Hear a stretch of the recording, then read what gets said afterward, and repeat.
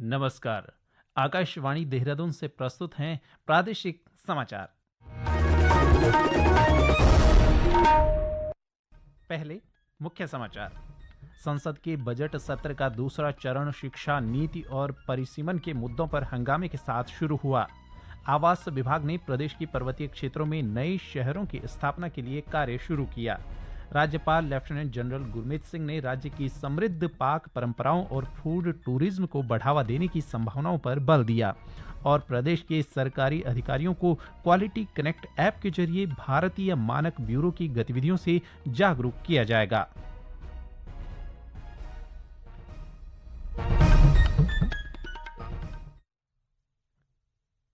प्रादेशिक समाचार के साथ मैं संजय भंडारी। और अब समाचार विस्तार से। बजट सत्र के दूसरे चरण के पहले दिन आज संसद के दोनों सदनों में शोर शराबा हुआ।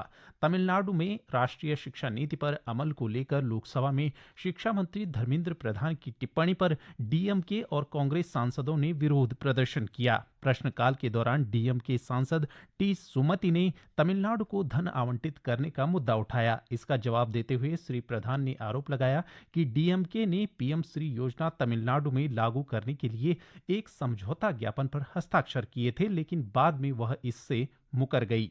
उन्होंने कहा कि कर्नाटक और हिमाचल प्रदेश जैसे कांग्रेस शासित राज्यों ने भी राष्ट्रीय शिक्षा नीति 2020 को लागू करने के लिए समझौता ज्ञापनों पर हस्ताक्षर किए थे। उन्होंने आरोप लगाया कि डीएमके तमिलनाडु के विद्यार्थियों के प्रति वचनबद्ध नहीं है और वह उनके भविष्य से खिलवाड़ कर रही है। केंद्रीय वित्त मंत्री निर्मला सीतारमण ने आज लोकसभा में वर्ष 2024-25 के लिए दूसरे चरण की अनुपूरक अनुदान मांग पेश की। उन्होंने सदन में वर्ष 2025-26 के लिए मणिपुर से संबंधित बजट भी पेश किया। आवास विभाग ने राज्य के पर्वतीय क्षेत्रों में नए शहरों की स्थापना के लिए कार्य शुरू कर दिया है। ये जानकारी देते हुए आवास मंत्री डॉक्टर प्रेमचंद अग्रवाल ने बताया कि विभाग के निर्देशन में उत्तराखंड आवास एवं नगर विकास प्राधिकरण द्वारा नए शहरों की स्थापना के लिए विस्तृत अध्ययन के बाद यह कार्य शुरू किया गया है। पेश है एक रिपोर्ट।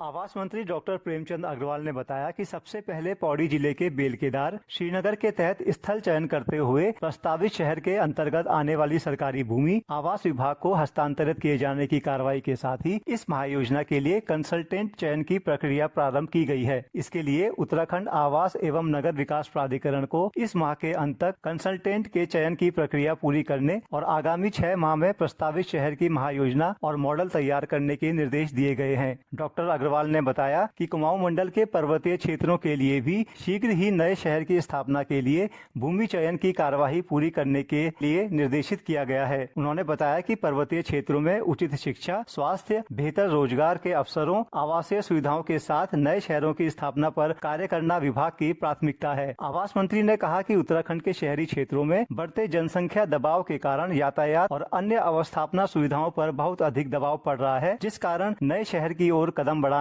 समय की आवश्यकता है। आकाशवाणी देहरादून के लिए समाचार कक्ष से संतोष थपलियाल। प्रदेश भर में होली के त्योहार के मद्देनजर मिलावटी खाद्य पदार्थों की संभावना को देखते हुए छापेमारी अभियान चलाया जा रहा है। वहीं चंपावत जिले के मैदानी इलाकों टनकपुर और बनबसा के साथ ही चंपावत, पाटी और खेतीखान के शहरी क्षेत्र में खाद्य सुरक्षा अधिकारी अश्विनी कुमार के नेतृत्व में रेस्टोरेंट, मिठाई व किरानों की दुकानों में वृहद रूप से छापेमारी अभियान चलाया जा रहा है। इस दौरान दुकानों में एक्सपायरी डेट के खाद्य पदार्थ को हटाने और मिठाइयों की सैंपलिंग ली जा रही है। साथ ही स्वच्छता न रखने पर कई व्यावसायिक प्रतिष्ठानों पर चालान की कार्रवाई की जा रही है।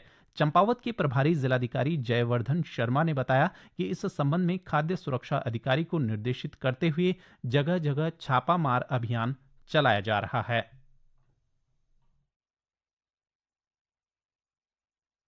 पर्व के दृष्टिगत जो सबसे महत्वपूर्ण अभी रहता है कि जो खाद्य पदार्थ हमारे होते हैं उनकी चेकिंग करवाने के लिए जो हमारे खाद्य सुरक्षा अधिकारी हैं वो उनको निर्देशित किया गया है कि वो सारी दुकानों की चेकिंग करेंगे, क्योंकि उसके बाद तुरंत हमारा पूर्णागिरी का मेला भी स्टार्ट हो जाता है और उस संबंध में भी उनको निर्देश दिए गए हैं कि वहाँ पे दुकानों के रेट लिस्ट और वहाँ पे खाद्य पदार्थों की चेकिंग समय समय पर करेंगे, ताकि इस समय में इस संबंध में कोई इस तरीके की जानकारी ना आए कि कहीं ओवर रेटिंग हो रही है या कोई पुराने खाद्य पदार्थ बिक्री हो रहे हैं। दूसरा, इसके अतिरिक्त जो पुलिस विभाग के माध्यम से भी जो चेकिंग कराई जानी है, निरंतर चेकिंग रहेगी उस समय, ताकि जो कुछ लोग उपद्रव करने की स्थिति सोच रहे हैं या इस तरीके की गतिविधियां होती हैं उन पे लगाम लगे। तो हमारे इसके अतिरिक्त हमारे सब परगना मजिस्ट्रेट जो हैं उनको अलर्ट भी मोड पे भी रखा गया है कि वो निरंतर चेकिंग करेंगे और देखते रहेंगे कि वहाँ पे कोई भी ऐसी बुरी घटना ना हो।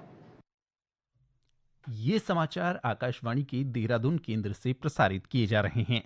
राज्यपाल लेफ्टिनेंट जनरल गुरमीत सिंह ने राज्य की समृद्ध पाक परंपराओं और फूड टूरिज्म को बढ़ावा देने की संभावनाओं पर बल दिया है। उन्होंने कहा कि उत्तराखंड अपनी विशिष्ट खाद्य संस्कृति के लिए जाना जाता है, जो गढ़वाल और कुमाऊं की पारंपरिक विरासत से जुड़ी हुई है। राज्यपाल से आज राजभवन में भारतीय पाक कला महासंघ के पदाधिकारियों ने मुलाकात की। इस दौरान महासंघ के प्रतिनिधियों ने राज्यपाल को भारतीय पाक कला को वैश्विक स्तर तक पहुंचाने के लिए किए जा रहे प्रयासों की विस्तृत जानकारी दी। राज्यपाल ने महासंघ के कार्यों की सराहना करते हुए कहा कि प्रदेश के पारंपरिक व्यंजन और श्री अन्न न केवल पौष्टिक हैं, बल्कि इनमें विशिष्ट सांस्कृतिक एवं स्वास्थ्यवर्धक गुण भी हैं। उन्होंने इस बात पर जोर दिया कि इन पारंपरिक व्यंजनों को देश विदेश में लोकप्रिय बनाने के लिए विशेष प्रयास किए जाने चाहिए।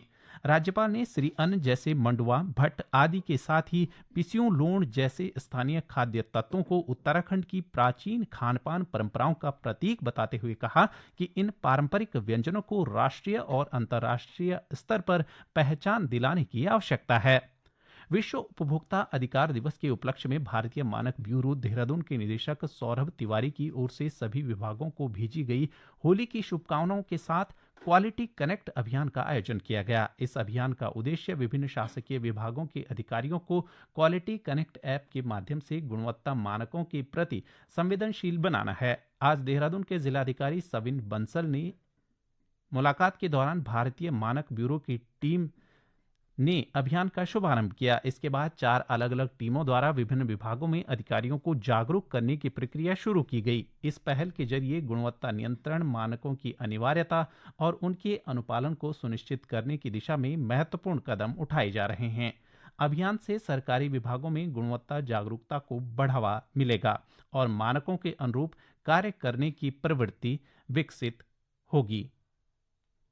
बेटी बचाओ बेटी पढ़ाओ योजना के तहत बालिकाओं के सशक्तिकरण के लिए पौड़ी जिले के सभी विकासखंडों से 2-2 बालिकाओं का चयन कर कुल 30 बालिकाओं को एक्सपोजर विजिट के लिए पुलिस प्रशिक्षण केंद्र नरेंद्रनगर भेजा गया है।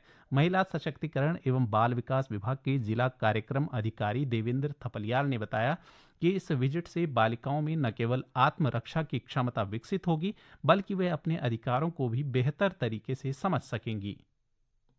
जनपद पौड़ी के समस्त ब्लॉकों के पूरे 15 ब्लॉक की बालिकाओं को एक्सपोजर विजिट के लिए पुलिस प्रशिक्षण केंद्र नरेंद्र नगर में 2 दिवसीय प्रशिक्षण भेजा जा रहा है। इस प्रशिक्षण में इन लड़कियों को ये सिखाया जाएगा कि आत्म सुरक्षा हो गया, साइबर क्राइम हो गया, साइबर अवेयरनेस हो गया और पोक्सो के बारे में और जो लड़कियों से संबंधित जो भी मामले हैं उनके बारे में उनको बताया जाएगा। और ये बड़ी अच्छी पहल है कि जनपद पौड़ी के जो 15 ब्लॉक है और इनमें से कुछ दूरस्थ गाँव है, वहाँ की लड़कियों को भी हमने इस एक्सपोजर विजिट में सम्मिलित किया है और निश्चय ही इस तरह के विजिट से इनको काफी कुछ सीखने को मिलेगा और इसको आने वाले जीवन में ये अमल में ला पाएंगे। वहीं एक्सपोजर विजिट को लेकर बालिकाएं काफी उत्साहित दिखीं।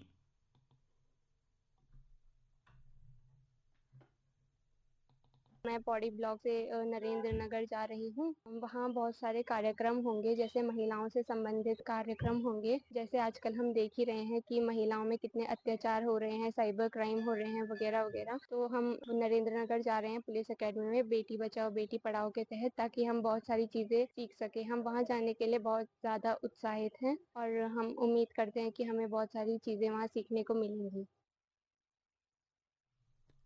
रुद्रप्रयाग के जिलाधिकारी सौरभ गहरवाल की अध्यक्षता में आज विकास भवन सभागार में जन संवाद कार्यक्रम आयोजित किया गया। इस दौरान विभिन्न विभागों से जुड़ी 26 शिकायतें दर्ज की गईं, जिनमें से 11 का मौके पर ही निस्तारण किया गया। शेष समस्याओं को समाधान के लिए संबंधित विभागों को प्रेषित किया गया। जिलाधिकारी ने सभी विभागों को निर्देशित किया कि जन संवाद कार्यक्रम में प्राप्त शिकायतों का त्वरित निस्तारण सुनिश्चित किया जाए। उन्होंने बताया कि जन संवाद कार्यक्रम में सड़क, बिजली, पानी और अतिक्रमण से जुड़ी कुछ शिकायतें सामने आई, जिन पर आवश्यक दिशा निर्देश जारी कर समाधान के आदेश दिए गए। अंत में मुख्य समाचार एक बार फिर।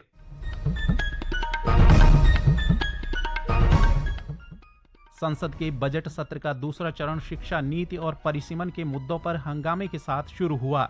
आवास विभाग ने प्रदेश के पर्वतीय क्षेत्रों में नए शहरों की स्थापना के लिए कार्य शुरू किया।